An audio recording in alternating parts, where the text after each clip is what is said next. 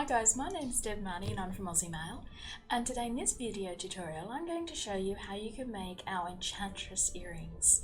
Alright guys, let's get into it. This is a sample piece of the earring that we'll be making today, and to make this earring you're going to need the following components. Now this is for both sets of earrings. So in our jump rings, we're using bright aluminium in 16 gauge AWG, which is 1.2mm diameter wire. We're using rings with a 6.5mm internal diameter. You'll need 20 of those to make the pair of earrings. In 16 gauge as well, with a 4mm ID, you'll need 28 of those. And this one here is 1/8 of an inch or 3.18mm. So if you've got about a 3mm ring, that'll be just as fine, and you will need 4 of those to complete the pair. Obviously some ear wires, some piece of manufactured chain. Now I've chosen to use a piece that is about 6 centimeters in length. That could vary depending on the bead that you choose or just your personal length, but mine is 6 centimeters in length. The bead that I've chosen to use is a check glass teardrop bead. It's a 9x6mm, and this one is an iris purple color. So it's got a variation of colors on the bead. And as well as the beads, you're going to need a couple of head pins. Tools that you'll need is a round nose plier of some sort to make the loop in your head pin, cutters, and of course for mailing, a couple of smooth jawed pliers. These are from our Xuron range. This one here is a chisel nose plier, and this one here is a short nose plier.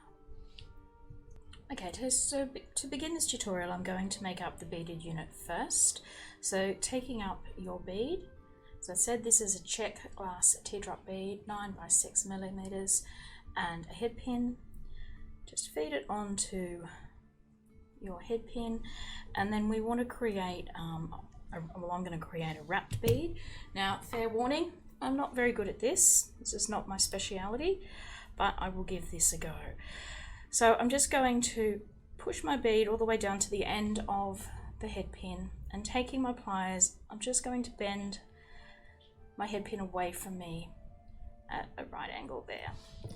Then I'm going to take my round nose pliers, I'm going to pop it in the bend that I just made down towards the end of the plier, because I don't want too big a hole.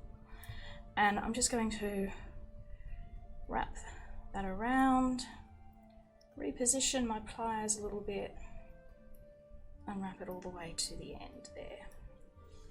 Okay, so that's given me a little bit of a loop, and I'm going to make this a wrapped bead. So I'm just going to grab hold of my loop in my short nose pliers, and I'm just going to quickly wrap the tail of my head pin around so that it just creates a little bit of a wrap. So as I said, I'm not very good at this. I'm sure you will be much better. Just creating a little bit of a wrap. The one I did off camera was much better, but there we go.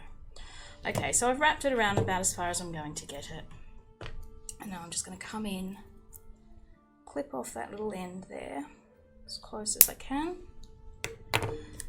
and then squish that down so there's no sharp end sticking out, because we don't want your jewellery to jab you at all. Okay, so there's your little prepared beaded unit. So we're going to put that to the side, and then we'll start with our mailing. So I've pre-closed a couple of my 4mm rings, and I'm going to pop 2 of those onto my 6.5mm ring, and I'm going to close that up.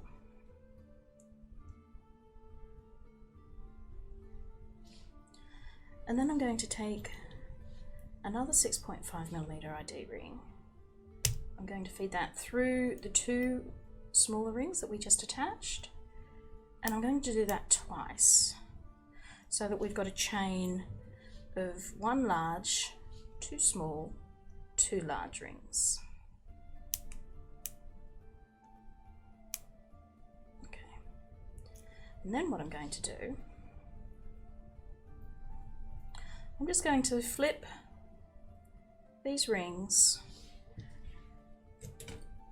those large rings, all the way back, and then I'm just going to pick them up just like that. Okay, so we've created this look here, and then I'm going to take a couple of the smaller rings, the 4mm ID rings, and I'm going to feed that through our last pair of the large rings. Okay. So this next step is the trickiest bit, but it's not too tricky. So what we want to do now is we want those 2 small rings that we just added to sort of sit on either side here, and we're going to bring our large ring, we're going to bring it in between the 2 that are already there, at the same time picking up those small rings that are in there. So I'll show you that again. So basically we're coming down through the middle of these 2 rings, and we're going to scoop up the small rings that are on either side, coming up, going down through the top, sorry, on this one here, and up through the bottom on this one here. And close that ring up. Okay, so this is what our work currently looks like. We've got a single small ring, a single large ring, sorry, a pair of large rings, another single large ring. Okay, and we want to again put 2 of our 4mm ID rings through the single large that's on the end there.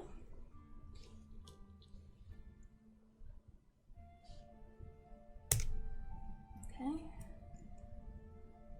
and then once you've got those rings in, we're going to take 2 of our large rings and feed it through those 2 smaller rings. So just straight through there like that.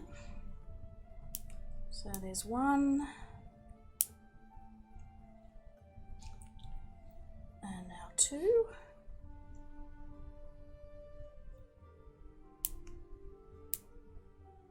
Okay, like we did before, we're going to flip them all the way back. We're going to separate out our 2 small rings, and we're going to pull these all the way up so that they're now sitting like this. Okay, and again we're going to take another 2 small rings, our 4mm ID rings, and we're going to feed those through those last 2 big rings that we just popped up.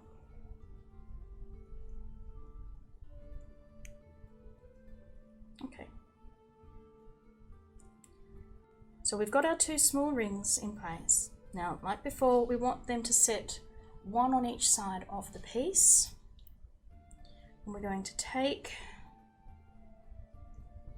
an open large ring, and we're going to go down between the 2 open large rings on the end of our piece, at the same time scooping up the small rings that we've got there. So as we come down from the top, we're going to go down through the top of the first small ring, and then when we come back up, we're going to come up through the bottom of the other small ring, and then we close our work, we close our ring. Okay, so our work looks like this. Okay, and once more we're going to take 2 of our 4mm ID rings. We're going to feed that through the last large ring that's in our weave.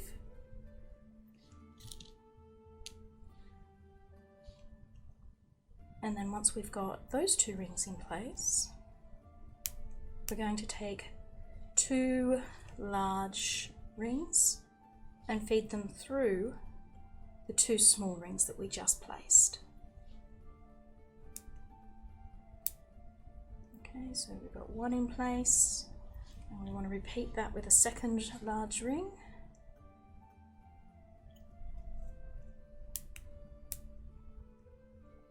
Okay, and again we're going to fold that large ring all the way back, separate the two small rings, there we go, separate the two small rings and bring those large rings all the way up through the top. We're going to put 2 4 mil ID rings through those large rings to lock them in place.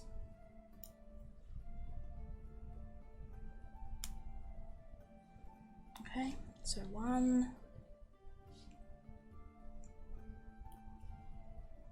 2.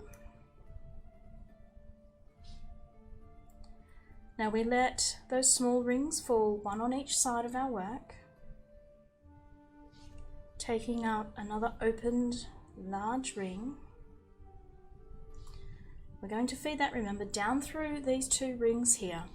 So we're going to come down through the top and we're going to scoop up this first ring here, and then we're going to bring it back up and we're going to come up through the bottom of the other small ring on the other side. Okay, so down through the top and up through the bottom. So your work looks like that. Close your ring up. Okay. So you want to end up with a piece that looks like this. So we've got a single, a double, a single, a double, a single, a double, a single. Okay. And then what we want to do is we want to take up another one of our 4mm ID rings, open it up, and we want to run it through all the 4mm rings that are on this side, on one side. So just go ahead and pick all of those rings up. It's a little squishy, so just take your time, place everything carefully. And then before you close that ring up, take your beaded unit and pop your beaded unit on your open ring. And then very carefully close it all up. If you're having difficulty closing that ring, I mean, you can always go for a slightly larger ring if you've got one. But if you just take it carefully and slowly, it'll work no problem. Okay, so our earring looks like this at this stage. So what we want to do now is attach the ear wire here on top. So again, taking up another one of our 4mm ID rings, go through the middle pair of rings up there on the top. And then, of course, before you close that up, grab your ear wire, feed your ear wire on, and then close. Okay. Now, you may decide you like the look of this without putting the additional small rings in. So if you're happy to leave it looking like that, that's well and good. Or you can take one of our smallest jump rings, in this case the 1/8 of an inch, and we go down to this pair of 4mm rings here and we just scoop them up. Okay, and we want to do that on the other side of our earring. So taking another of our smallest rings and feeding it through. Okay. This is what your earring currently looks like. Now again, you could leave it like that if that's what you like. You could hang another couple of beads perhaps off here, but I'm going to hang a piece of chain off these large ones. So what I'm going to do, I'm going to come back to our large ring and I'm going to just open that up a smidgen, and I'm going to take my chain and I'm going to feed this onto my ring. I'm going to close that up.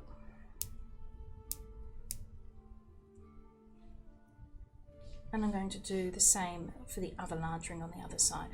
So when choosing your chain, make sure that it can fit the manufactured, the chain can fit onto a 16 gauge ring, a 1.2mm wire diameter. Otherwise you might have to get a slightly smaller attachment ring to attach the chain to the larger ring. Okay, so once you've got your chain in place, that's it. You're finished. So as I said, you can make this chain longer or smaller. It's up to you. 5 to 6 centimeters per earring is what I would suggest. But that's it, guys. Your finished Enchantress earring. Alright guys, well that's the tutorial for today. I hope you enjoyed making the earrings along with me. If you did, don't forget to give us a thumbs up here at YouTube, comment, like, and if you haven't already, think about subscribing to our channel. Every little bit of interaction we have with you guys here goes a long way towards helping our little channel, and it enables us to do some more of these types of tutorials for you in the future. Don't forget, if you've got any questions or anything at all, leave that in the comment section below and I'll get back to you as soon as I can. In the description tab below this video are the links to our online store, where you'll be able to purchase all the components and tools that we used today to make this video. Also in the description tab is a list of all the materials you'll need. There's links to our social media platforms there, so you know you can tag us on Instagram or pop it up on our Facebook wall. We'd really love to see what you guys do with all of our tutorials here on YouTube. Alright, so as I said, I really hope you guys enjoyed making your earrings with me today, and that I'll catch up with you again sometime in the future. Alright, bye!